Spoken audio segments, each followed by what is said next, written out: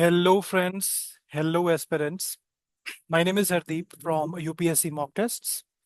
और मैं आप सबके लिए लेके आया हूँ एक नया initiative which is the daily UPSC current affairs quiz series. So ये सीरीज आपके लिए एकदम गेम चेंजर की तरह काम करने वाली है, क्योंकि यहाँ हम रोज इंडियन एक्सप्रेस के करंट अफेयर्स को यूपीएससी स्टाइल एमसीक्यूज के फॉर्म में समझेंगे, but with a detailed human led explanation और क्रॉस लिंक्ड कॉन्सेप्ट्स। हर दिन एक अलग सब्जेक्ट होगा, कभी पॉलिटी, कभी इकोनॉमी, कभी साइंस एंड टेक, कभी एनवायरनमेंट, कभी हिस्ट्री, ताकि पूरे हफ्ते की कवरेज आपको डेली बेसिस पे मिलने लग जाए। सिर्फ 7 से 8 मिनट के शॉर्ट वीडियो में आपको मिलेंगे कुछ 5 से 7 हाई क्वालिटी एमसीक्यूज, जिनमें हर क्वेश्चन के साथ मिलेगा क्लियर लॉजिक, बैकग्राउंड और मेंस लेवल का लिंकेज भी। ये सीरीज आपको हेल्प करेगी डेली करंट अफेयर्स को रिवाइज करने में, कॉन्सेप्ट्स और न्यूज़ को कनेक्ट करने में और एक कंसिस्टेंसी बनाए रखने में। So let's quickly start with it. और आज का जो टॉपिक होगा वो होगा polity. So here we go. So the first question is with reference to the National Crime Records Bureau, consider the following statements. It was established in 1966 to compile crime data. It functions under the Ministry of Electronics and Information Technology. It engages in the collection, coordination, and exchange of information on interstate and international criminals to the respective states. How many of these statements given above are correct? So, जैसे कि मैंने बोला, 5 से 7 question हर एक video के अंदर होंगे। तो हर एक क्वेश्चन के अंदर जब मैं क्वेश्चन रीड आउट कर रहा हूँ, उस दौरान भी आप वीडियो को पॉज कर सकते हो। Take 20 to 30 seconds and try to answer the question and try to put it in the comment section. Okay, so let's try to attempt the question. Question पढ़ने के बाद मैं आपको क्वेश्चन को attempt करके भी दिखाऊंगा. So the first statement is about the establishment year for NCRB. You guys either would be aware about it or might not be aware about it. So let's leave this statement for now. The second statement is about the ministry. So it says that it is under Ministry of electronics and information technology. I think आप लोगों ने answer शायद एक ही लिया होगा, वो गलती से मेरे से क्लिक हो गया। So it's not under ministry of electronics and information technology, कोई सेंस नहीं बनता है। It is under ministry of home affairs which is MHA। So second statement definitely is incorrect. Third statement, which is it engages in the collection, coordination, and exchange of information on interstate and international criminals. So that is correct. So the correct answer should be only two. Statement third is correct, and statement one and two are incorrect. In fact, the first statement is also incorrect, which is 1966. It was actually in 1986.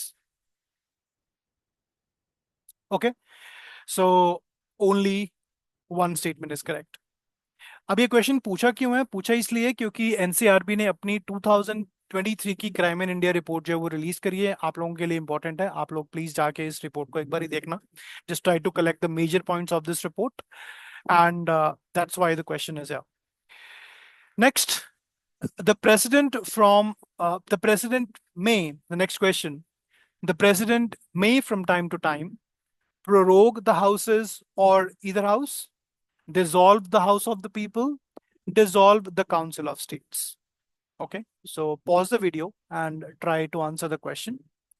So guys, as we might be aware that president definitely prorogues, which is that it summons, which is it initiates, and then it prorogues. And he does it for both the houses, right? So first statement is definitely correct. Dissolve the house of the people, and the third one is dissolve the council of states. आप लोगों को पता होगा जो विधान एक सभा होती है, which is an assembly in the states, उसके अलावा there is a council of states which is not that equivalent, but it is kind of a counterpart to the Rajya Sabha, which is there at the central level. So जब भी कोई council of state को dissolve किया जाता है, उसके लिए parliament is the one which does it. It's not the president. So third statement is definitely incorrect. इसलिए ये स्टेटमेंट और ये स्टेटमेंट गलत है। और फर्स्ट स्टेटमेंट का हमें पता ही है कि it is right. So that leaves us with the option A, 1 and 2, and that's in fact the correct answer. So dissolve जो होती है assembly, or for that matter, the Lok Sabha, that is again done by the President of India. And statement 1 and 2 is hence correct. Next question. A member holding office as Speaker or Deputy Speaker of the House of the People shall vacate his office if he ceases to be a member of the House of the People. Second option, are appointed directly by the President of India. Third, can simultaneously hold a ministerial post in the Union Cabinet. Fourth, may be removed from his office by a resolution of the House of the People passed by a majority of all the then members of the House. सबसे पहले यहाँ पे एक चीज समझने की जरूरत है कि इट इज स्पीकर और डेप्यूटी स्पीकर दोनों की बात हो रही है. तो अपॉइंटमेंट की अगर हम बात करें, are they appointed? Is the speaker appointed by the president? No. Speaker is elected by the members of the parliament. So second statement is definitely incorrect. तो जहां पे भी सेकंड आ रहा है हम उसको एलिमिनेट कर देंगे. बाकी बचा 3 and 1 because 4 is common. So 4 is right, which is maybe removed from his office by a resolution of the House of the People. This we are aware about. This is absolutely right. Shall vacate his office if he ceases to be a member of the House of the People and can simultaneously hold a ministerial post. तो ये गलत है ना. एक office of profit वाली बात भी सुनी होगी आपने, and simultaneously holding ministerial post. Both statements are incorrect. So the correct one here is D, 1 and 4. Let's have a look. Okay. तो यहाँ पे डिटेल में इस इंफॉर्मेशन के बारे में बताया हुआ है. You can go through it. In fact, let me just read about this last point. The speaker cannot hold any office of profit, including a ministerial position, and both speaker and the deputy speaker are elected by the members of the house, not appointed by the president. Last question. With reference to the Ancient Monuments and Archaeological Sites and Remains Act 1958, consider the following statements. The Act does not define the Act does not define an ancient monument. It extends to the whole of India except the Union Territories. अब just try to solve this. Think of yourself sitting in the exam hall. I am doing that. और मैं आपको इसको solve करके दिखाता हूँ. First statement says the act does not define an ancient monument.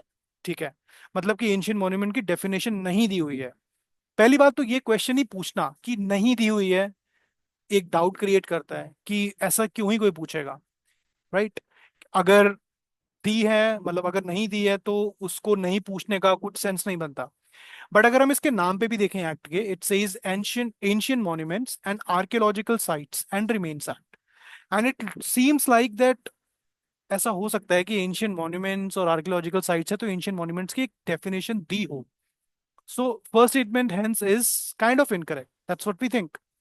And the second is it extends to the whole of India except the union territories. अब union territories के अंदर दिल्ली भी आता है, ठीक है. अब दिल्ली के अंदर तो कितनी सारी ऐसी जगह हैं, for example Qutub Minar, lotus temple, right? So why should it be excluded? It's kind of out of the understanding. So let's have a look at the options and the answer. In fact, D is the correct answer, which means none of the statements are correct. And why is this question in the news? Because the Madurai bench of the Madras High Court has prohibited the ritual of animal sacrifice at the Sikandar Badusha Dargah. तो इसका एक case हुआ है जिसके अंदर animal sacrifice होता था. Of course it's particular to a religion. It under that religion there was some animal sacrifice, but then that was challenged because it's also nearby the other religious infrastructure. So the petitions before the court concerned whether the dargah could continue the practice of animal sacrifice during its annual festival and if such practices are protected under Article 25 of the Constitution. Please comment what is Article 25 about. The ruling settles the dispute before the temple and the dargah atop a hill, which is protected monument under the Ancient Monuments and Archaeological Sites Act, Remains Act 1958. Okay, where religious customs are subject to statutory regulation. So that's about it, guys. This was the last question, and I hope that you have been able to learn something new. And of course, I'll be coming with these kind of videos now on a daily basis. So thank you so much.